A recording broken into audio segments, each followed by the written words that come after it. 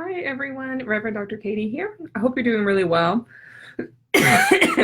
Excuse me. I've just gotten back from camp recently and I swallowed a lot of the red dirt that was on top of our mountain. And so now I'm coughing a little bit.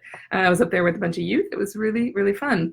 I am here to talk to you today because we had a great question come in. And that question is, what do you do when someone who you've been following, maybe whose material you've read, does a 180? They backtrack all of a sudden on things that they've been saying. So I'm just going to be like super straightforward and honest. No reason to beat around the bush about this. You know, a lot of you have Doreen Virtue in mind. She's someone who has always been a Christian as far as her professions have been, but she got baptized into a very conservative evangelical branch of Christianity, and she backtracked on a lot of her metaphysical teaching. She had been teaching about angels. She's made a lot of angel cards. She ran seminars, and now she is denying all of that and saying that it's all demonic and from Satan. So let's just talk about it. She's not the only one. What I'm about to tell you will apply to anyone who is along this track and leaves you feeling confused, leaves you feeling frozen, leaves you second guessing yourself, leaves you in that state of fear and in that state of panic, which is not the place that we want to be at all in our spiritual lives.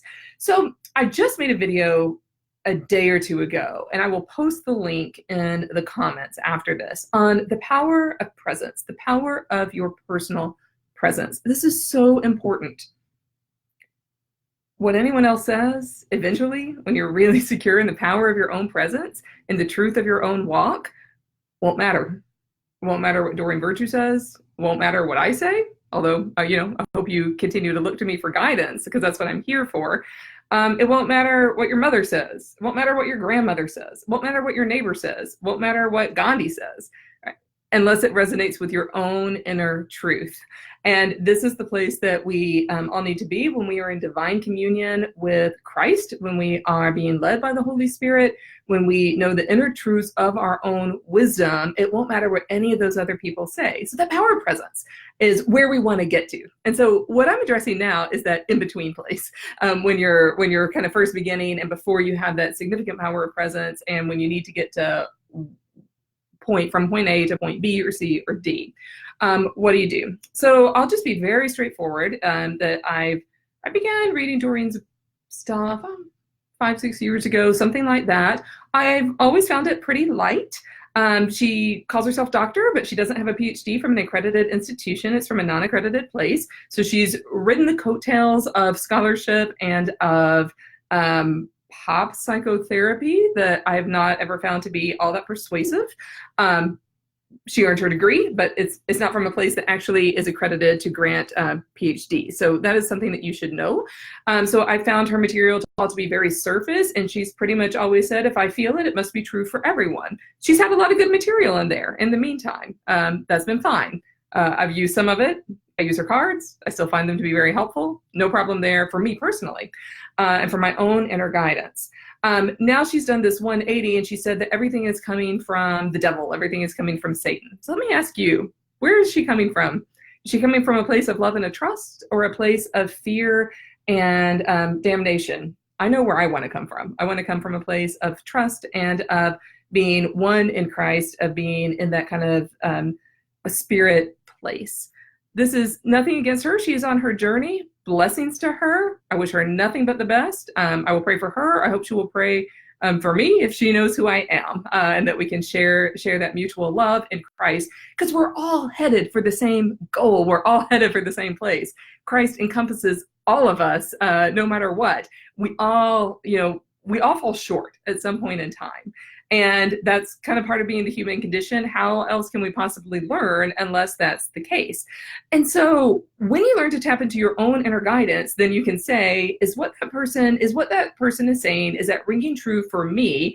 Or is that person making me tap into a place of fearfulness? And this is what a lot of kind of televangelists prey upon. They prey upon you being scared of God instead of you being in love with God. They prey on you being scared of some hellfire somewhere, rather than living into the fullness, into the beauty of Christ.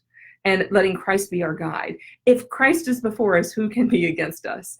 I work with people who are wanting to be desperately in love with Christ, with the Christ message, with the Jesus message that is out there, and to live that own inner truth in their lives. And we use metaphysics in order to help us determine our Christian mission, in order to help us be the best disciples that we can possibly be. And if metaphysics aren't doing that, then why be in this lifestyle? Why follow this particular path? They should always lead us closer to Christ, not further away.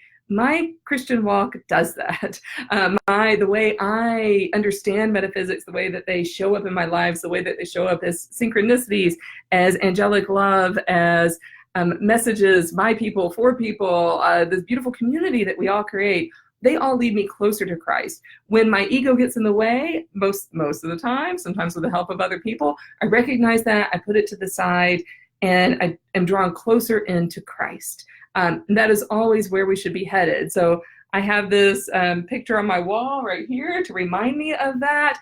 I have this everywhere in my life. I have it set up so that I am always being reminded to draw closer into Christ and to the message of Christ's love, the message of Christ's kingdom, the message of spreading the gospel. And I mean the gospel in the good news. What is the good news of Christ? It's not fear. It's not shame. It's not doubt. It's not any of those. It is a continuous pull towards the love that is God, and that we can express that in our lives, in the fullness of our lives. So my number one recommendation is to learn to tap into your own inner guidance, to put aside fear, to allow yourselves to have a new way of being, to see what messages resonate with you the most, and to follow that particular guidance. Everyone that I've had the beautiful privilege and the beautiful honor to work with personally in this group, people who've been through my Awakening and Transformation program, they will all attest for you that I am someone who says, if what I'm saying doesn't draw you closer in your Christian journey, just ignore it and move on. It's not my goal to have you believe what I say. It's my goal to have you tap into that own inner guidance and live fully in it. I always tell people what I am offering you the full spectrum of what I know, of what I've experienced, of growth. I tap into your higher self. You are tapping into my higher self. We're working together. And sometimes what I say may not resonate with you. And that's okay. No one's ever told me that. And I've said, well, if you don't believe exactly what I believe, then we can't work together. I've never said that. I say, where is there resistance? Where is there push? Where is there pull? Where are you being driven to explore your own spirit more deeply? I never tap into the fear energy, because that will not serve you. It won't serve you. It won't get you to where you want to be. And Christ didn't come for us to live in fear. Christ did not come for us to live in shame. What I believe some of these people are pointing towards is their own fears, and they are projecting their own fears in the shape of a demon or in the shape of Satan.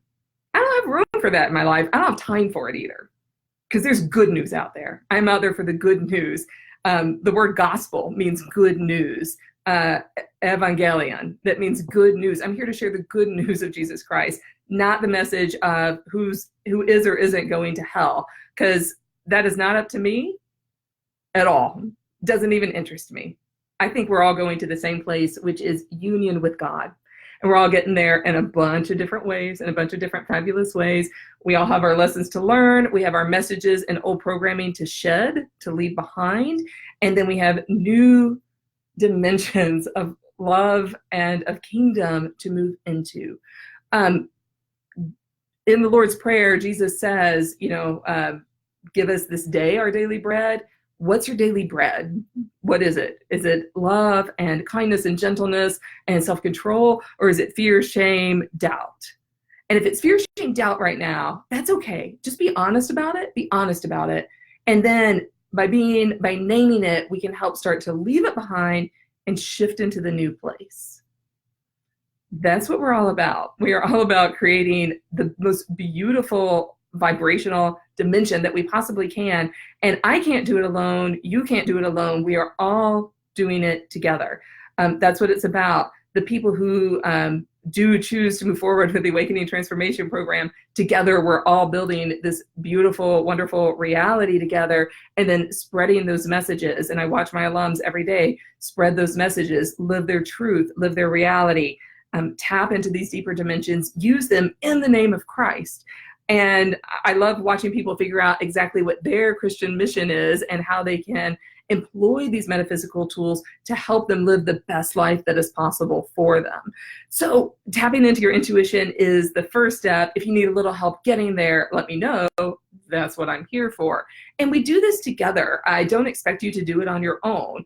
I don't do it on my own. I've had pastors, I've had spiritual directors, I've had community, I've had people supporting me along the way, and it's my joy and privilege to help serve you in this way too, and to be able to tap into this beautiful community together. And we have a cloud of witnesses with us. This is the promise in Hebrews chapter 11, verse 1. We have a cloud of witnesses who have shown us the way, and they were doing incredible things. We see people in the New Testament. We see people throughout Christian history performing miracles. We see them tapping into this beautiful God spirit. We see them having visions. We see them having angelic visitors.